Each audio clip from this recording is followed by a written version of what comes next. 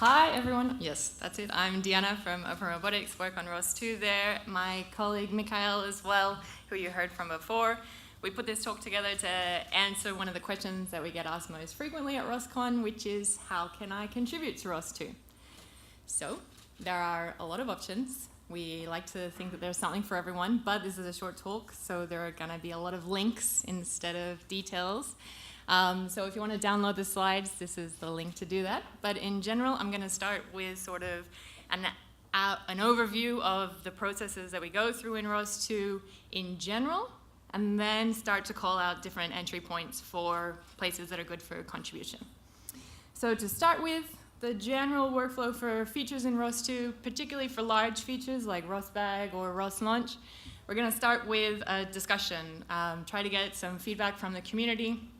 As an example, the ROS2 work for navigation, there's a discourse post where we ask what worked well in ROS1, what can we maybe change for the better, and this input from the community helps to shape the direction of the project. So that then gets condensed into what we refer to as a design doc, and this tries to capture the decisions that have been made and sort of the rationale behind each of them, and also the high-level goal for a feature or whatever work is being done.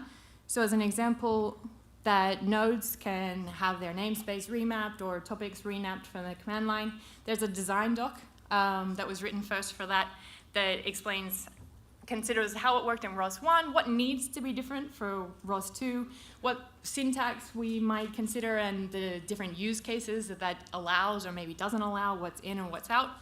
And generally, that sort of high-level overview of how we want it to work, not necessarily the technical details of how exactly it's implemented.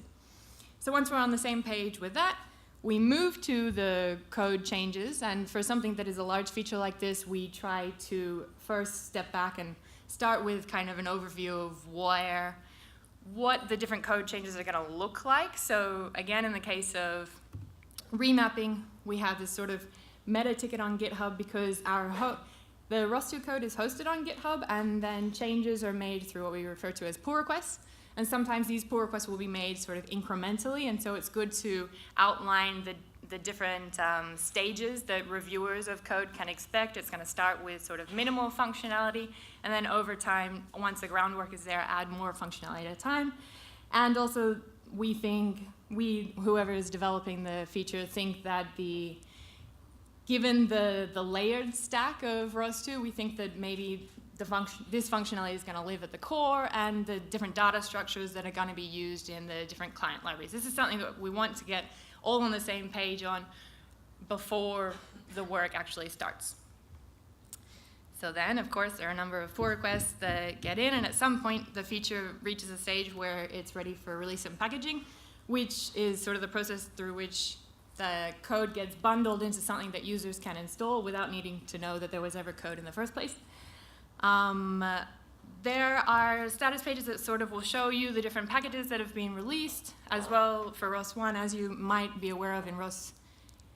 Okay, they exist in ROS2 like you might have been aware of in ROS1, but the point is that there exists a time in a feature's lifecycle where it has been implemented in the code, but not necessarily released and packaged out for users to install.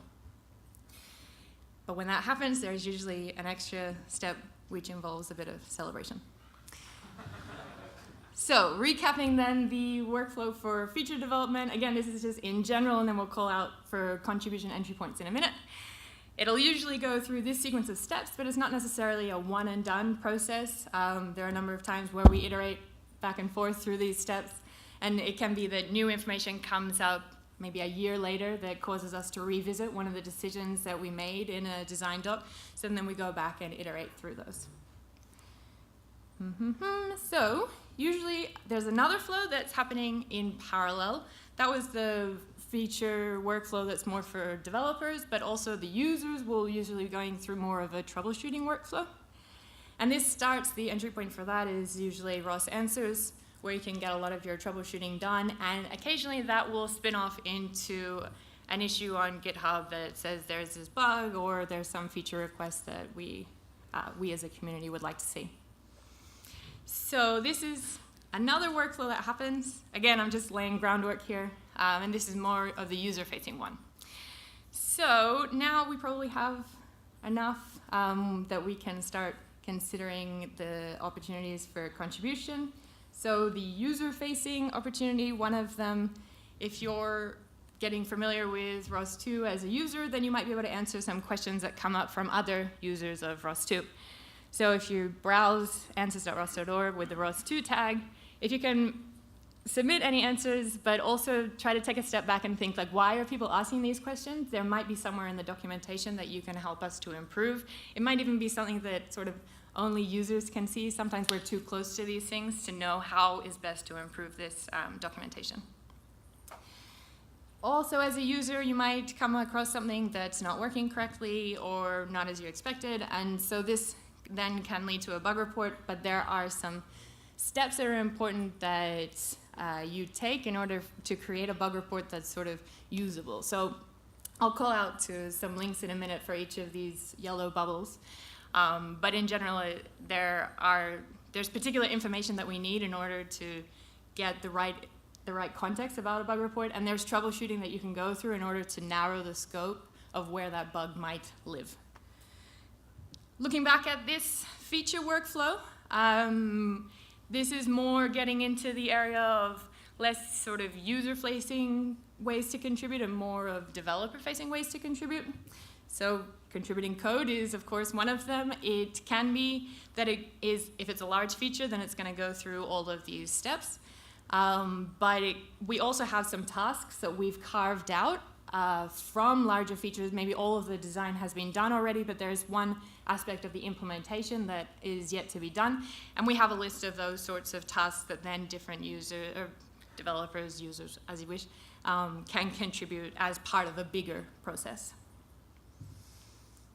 If you don't have time for contributing code, one of the things that experienced users from ROS1 can do to help ROS2 is to give input on these design discussions. A lot of different use cases in ROS1, it's important to hear from all of them, and even if you just go and say, I agree, that's very valuable feedback for us to hear. So this is the process that we recommend for ROS2 development, because it's a process that we've found is most likely to have everyone on the same page at the different steps, and so then you're likely to actually get the code in at the end. But for your own projects, it's totally up to you how many of these different pieces of the puzzle you want to incorporate into your project. If you have time as an organization to take on one of these features from 1 to 4, then that's something that as an organization people can contribute larger features. But also if you're just working on your own project sort of off on the side, then there's the opportunity for you to tackle it as you wish. We just ask that in the end you can contribute that back to the community, as we know that sort of the community is what behind ROS 1 and 2 is what makes the ecosystem so great. So, recapping then, you'll see that there are a number of different ways that you can contribute to ROS 2, and it's going to sort of depend on your profile, the resources that you have available, your experience. You don't have to be like a really experienced developer or have had open source experience before. We have particular tasks that have been carved out for, especially for new contributors. So we like to think that there's something for everyone. Take a look at these links, tap someone on the shoulder. Maybe there's someone next to you that has gone through this process before. And yeah, ask around, and if not, ask us. Thank you.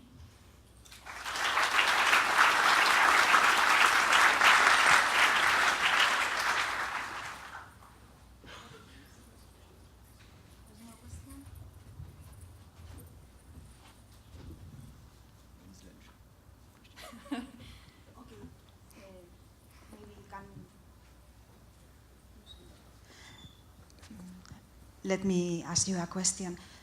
Would you recommend for a newbie user or a student that really begins with ROS, which is the form you recommend to contribute? So I think in this case, the main two ways we would see is, so we use a lot of labels on all our repository, and one of them is good first issue, And so if people actually look for like good first issue labels, most of them are like bite-sized contribution that don't necessarily require a lot of knowledge about how ROS2 work. And then if it's like a programming language that people like know, they should be able to contribute it with like not too much work. Another way is you can pretty, like even if you have very little experience, there are a lot of questions and answers like ROS1 or ROS2 that like you would be surprised how much more than some other people you know, and there are always new people coming, and so answering questions is a very valuable thing. Are there also any financial incentives to work on ROS2? So the question is there any financial incentive to work on ROS2? At the moment, we don't have a bounty system or something similar. I think that's a decision above my pay grade. I don't know if there is a plan for it, but there are a lot of organizations that are like starting and including like with the TSC contributing people or contracting OSRF to allow to move faster on the ROS2 development. And there is a lot of interest in like ROS2 moving faster, so I wouldn't be surprised if there are some opportunities for contracting for some companies.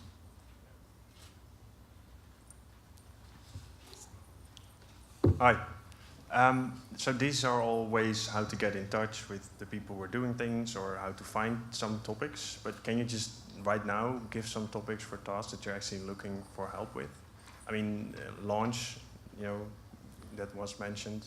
I'm guessing actions. So I think, yeah, there are several parts. So for example, actions, like launch and actions are a good example. Like action is something that has been discussed. We don't have like a design document like merged yet. So it's something that like is more like the first step of like this workflow. Launch, there is a design document and like several pieces, reference implementations that have been pushed, but there are still several parts missing. And for other things I mentioned earlier, like ROS time or other, like we are even further in the development process, but there are a lot of small pieces missing. And all of them have their own like GitHub issues. So it's really a matter of like how early in the development you want to be, but like all these topics could leverage some contribution, either opinions or code contribution. So would the roadmap be a source of topics as well? Yeah, so the roadmap is definitely a good source, and then we have, I think we have that in the links here. We have like a waffle board, a Kanban board we use to aggregate all the issues on all the ROS2 repositories, and we have labels in there on things that like we want to get in by the next release. And these are also like things that are like higher priorities than the rest of the issues to us. And so in general, like anything that has a crystal milestone on it or a bug label are things that like are very good, like we're looking for fixing soon and not necessarily in-house. Okay, thanks. So thank you very much.